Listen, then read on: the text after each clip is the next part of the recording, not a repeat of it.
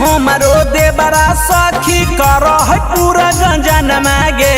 होली में हमारो देवरा सखी कर है पूरा गंजन मागे। दिन में रंग है गलिया राती में रंगे साया के समान मागे। दिन में रंग है गलिया राती में रंगे साया के समान मागे। हथवा से सिहरा बह सखी हमार दुनु जोबन मागे। हथवा से सिहरा बह सखी हमार दुनु जोबन मागे। दिन में रंग है गलिया राती में रंगे साया के समान मागे। दिन में रंग है गलिया राती में रंगे साया के समान मागे।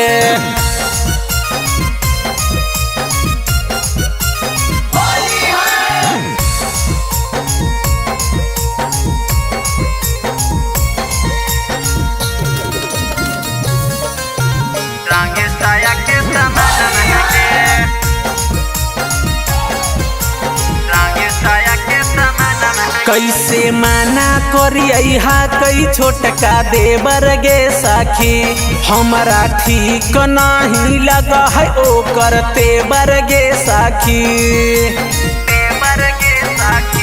कैसे माना करिया कई छोटका देवर गे सखी। ऊ तो रोजे दे है नया नया फले बरगे सखी। लगा है सो रंगिए देते हमरो पूरा खजान मागे। लगा है सो रंगिए देते हमरो पूरा खजान मागे। दिन में रंग है गलिया राती में साया के समान मागे।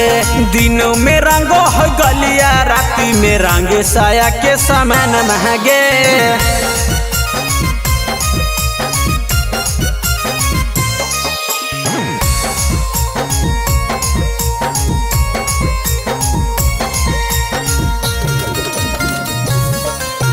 रंगे साया के समान मागे। रंगे साया के समान मागे। कि देवरा रोजे पिया ह कई दारू गांजा गे सखी। कि हमरा अब ते पकड़े भरा पांजा गे सखी। कि कमल सगिरी पिया ह कई भांगा गांजा गे सखी। हमरा अब ते पकड़े भरा पांजा गे सखी। लगा जूठा करिए देते पिया वाला बरतन मागे। लगा जूठा करिए देते पिया वाला बरतन मागे।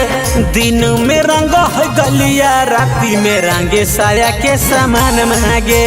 दिन में रंग है गलिया राती में रंगे साया के समान मागे।